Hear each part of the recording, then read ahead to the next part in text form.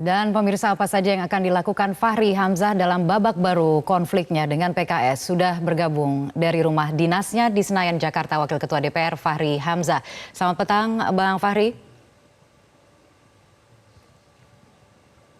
Selamat petang, Assalamualaikum Kania.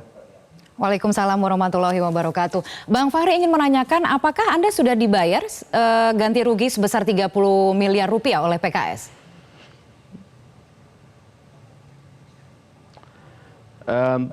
Pertama-tama tuntutan saya itu prinsipnya bukan soal material, tetapi menegakkan kembali prinsip-prinsip yang ada di dalam partai sejak awal.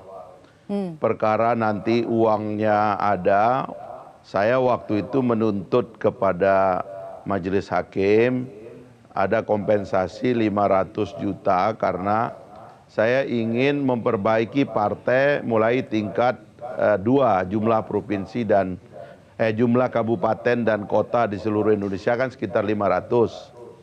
Jadi saya minta waktu itu 500 miliar.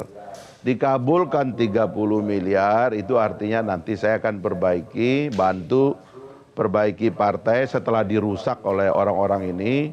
Ya kira-kira satu provinsi 1 miliar lah, kira-kira begitu prinsipnya waktu itu. Jadi tidak ada seperti itu, dana tapi ini sampai dengan kembali sekarang, kepada apakah saya pribadi, saya tidak akan. Baik, tapi sejauh ini apakah sudah ada langkah-langkah oleh PKS untuk menunaikan kewajibannya tersebut? Terakhir saya mendengar Anda sudah mengajukan surat permohonan eksekusi ke PN Jaksel. Bagaimana kelanjutannya?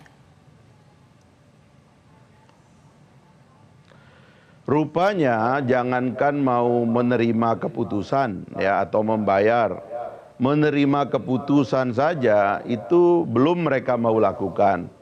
Jadi keputusan ini oleh para petinggi PKS sekarang itu tidak dianggap. Karena itulah kemudian adalah cermin dari betapa memang ada masalah ya pemahaman, ada masalah pemikiran yang keliru di dalam pimpinan PKS yang sekarang. Mereka tidak menganggap proses hukum ini sebagai suatu yang serius. Bahkan saya ada mendengar arahan dari salah seorang pimpinannya yang mengatakan kita lebih percaya pengadilan internal partai dari pengadilan di luar sana, maksudnya pengadilan negara.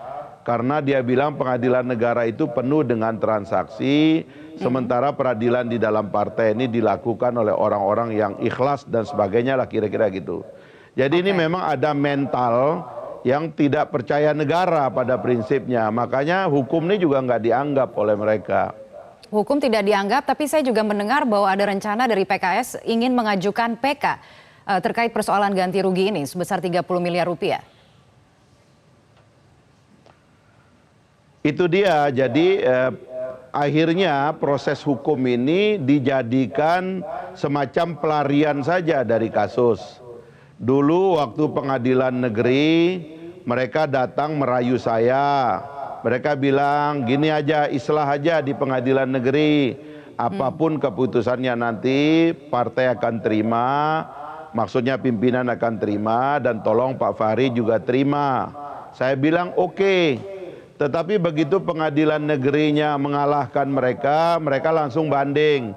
Dan nggak ngomong ke saya lagi, karena kita ini nggak dianggap oleh mereka itu. Habis itu kemudian di PT, bahkan di PT itu mereka mengatakan, setelah saya menang, mereka banding lagi ke kasasi. Mereka malah bilang, tunggu aja nanti kasasi, nanti akan nangis Bombay, katanya begitu. Lalu menjelang Ramadan tahun lalu, ketua majelis syuronya sendiri datang, udahlah dia bilang kita islah aja, damai aja. Akhirnya saya cabut laporan kepada presiden partai. Saya tunggu sepanjang puasa, nggak ada komunikasi, katanya janji mau ngundang saya, mau peluk-pelukan di depan wartawan dan sebagainya. Mereka tidak lakukan, ya akhirnya saya teruskan. Dan sekarang sudah kasasi, sudah ingkrah, mereka dengan enaknya mengatakan akan PK. Padahal PK itu adalah upaya hukum luar biasa. Beda dengan banding dan kasasi.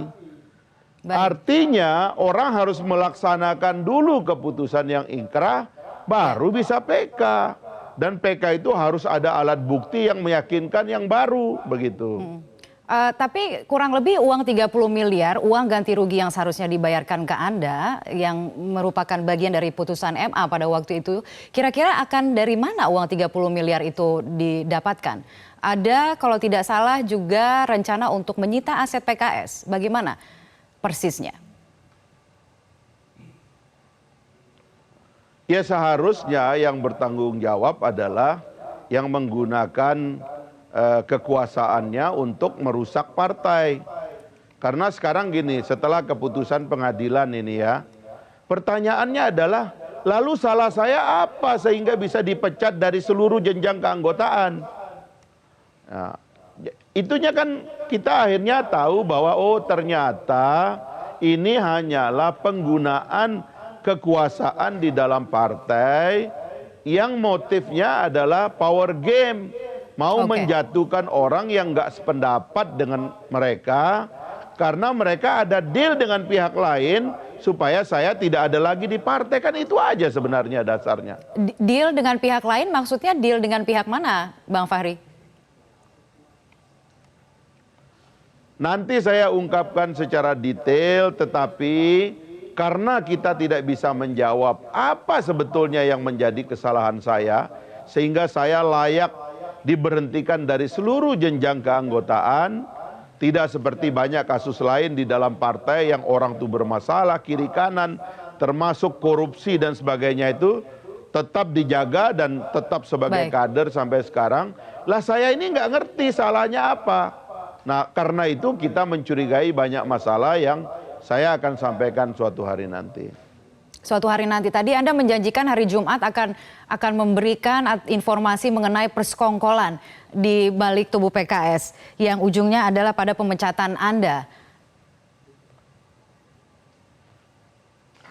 Ya, hari Jumat nanti saya akan menyampaikan semacam sedang dipertimbangkan apakah langsung laporan polisi, apakah somasi, apakah konstruksi dari perkaranya, karena banyak sisi gelap di sini.